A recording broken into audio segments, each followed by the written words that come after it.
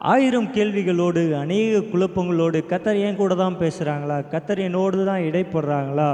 நான் நொறுக்கப்பட்ட இருதயத்தோடு, கலக்கத்தோடு, கண்ணீரோடு, என் இருதயமெல்லாம் நொறுங்குண்டதாக இருக்கும்போது, கர்த்தர் என் கூட எப்படியெல்லாம் பேசுவாங்க? அப்படின்ற ஒரு கேள்வியோடு இருக்கிற உங்கள் மத்தியில் கர்த்தர் இன்றைய காலை வேளையில் உங்கள் மத்தியில் தான் பேசுகிறாங்க. ஒருவேளை இந்த வார்த்தை கேட்குற நீங்கள் ஒருவேளை கண்ணீரோடு, கலக்கங்களோடு, இருதயம் நொறுக்கப்பட்ட சூழ்நிலையில் இருந்தீங்கன்னா, இன்றைக்கு கர்த்தர் அந்த நொறுக்கப்பட்ட இருதயங்கள்லாம் ஒன்று சேர்ப்பாங்க என்பதை நான் விசுவாசிக்கிறேன்.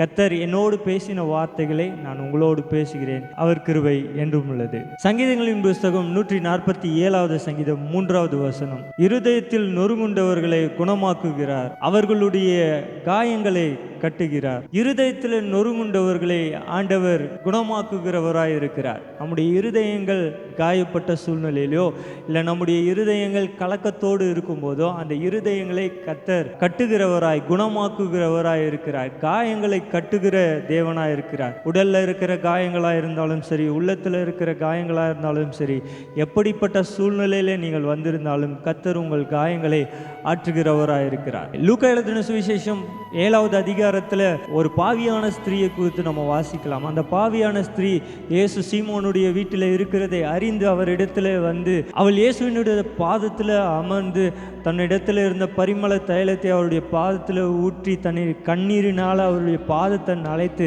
அதை தொடச்சி கண்டினியூவாக முத்தம் செலுத்துகிறதை நம்ம அங்கே வாசிக்கிறோம். அப்போ சுற்றிலும் இருக்கிறவர்களும் சீமோனும் சரி சொல்கிறாங்க, இவள் பாவியான ஸ்திரீயே, இவ மிகப்பெரிய பாவத்தில் இருக்கிறாளே, இவ தன்னை தொடுகிறவர் யார் என்று இவருக்கு தெரிய மாட்டேந்தே அப்படின்ற ஒரு கேள்வியோடு அவரிடத்துல பார்க்கும்போது அவர்கள் உள்ளத்தில் இருந்த எண்ணங்களை எல்லாம் கர்த்தர் அறிந்தாங்க. ஆனால் இயேசு அந்த பாவியான ஸ்திரீயின் உள்ளத்தின் கலக்கங்களை கர்த்தர் கண்டாங்க. அவள் கலங்கி நொறுங்குண்ட இருதயத்தோடு வந்த அவளை இயேசு கண்டாங்க. அப்போ சீமோனை பார்த்தும் அங்கே சுற்றிலும் இருக்கிறவர்களை பார்த்து ஆண்டவர் சில ஓமையான காரியங்களை பேசுகிறதை நம்ம வாசிக்கலாம். ஒரு எஜமான் இடத்துல 2 பேர் வந்து அவர் இடத்துல கடன் வாங்குறாங்க. ஒருவன் 5 ரூபாயும் இன்னொருத்தன் 50 ரூபாயும் வாங்குறான்.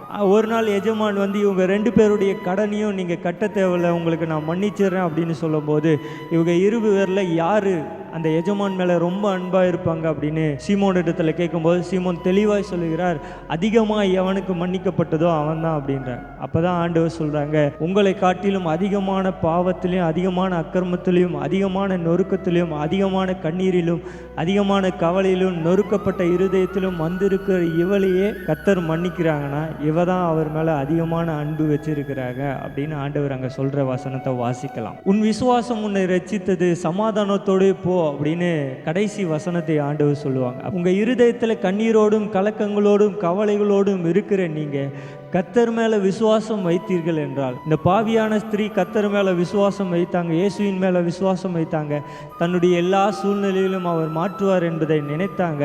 அவர் சொன்னபடியே அவள் சமாதானத்தை பெற்றுக்கொண்டாள். கர்த்தர் எனக்கு ஒரு காரியத்தை ஒரு பதிலை தரமாட்டாரா அப்படின்னு காத்திருந்த அவளுக்கு ஆண்டவர் ஒரு மிகப்பெரிய பதிலை அவருக்கு தந்தார் என்பதை அவள் அங்கே பெற்றுக்கொண்டதை நம்ம வாசிக்கிறோம். அந்த பதிலை தான் கர்த்தர் உங்களுக்கும் எனக்கும் தராங்க. அவர் மேல விசுவாசம் வைக்கிறவர்கள் ரட்சிக்கப்படுவாங்க.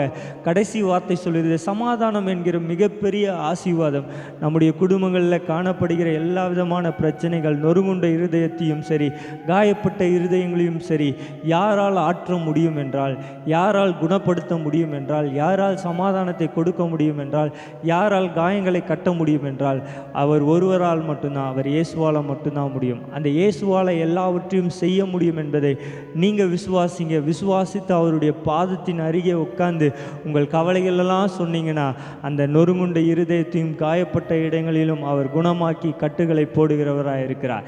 இந்த வார்த்தை உங்களுக்கு ஆசீர்வாதமாக இருக்கும் என்பதை நான் விசுவாசிக்கிறேன். உங்கள் இருதயத்தையும் உங்கள் காயப்பட்ட இடத்தையும் அவரிடத்தில் சொல்லுங்கள், அவர் உங்களுக்கு சமாதானத்தை தருவாங்க. இன்றைக்குரிய வேலைகளை செய்யுங்க, கர்த்தர் உங்களை ஆசீர்வதித்து நடத்துவாங்க.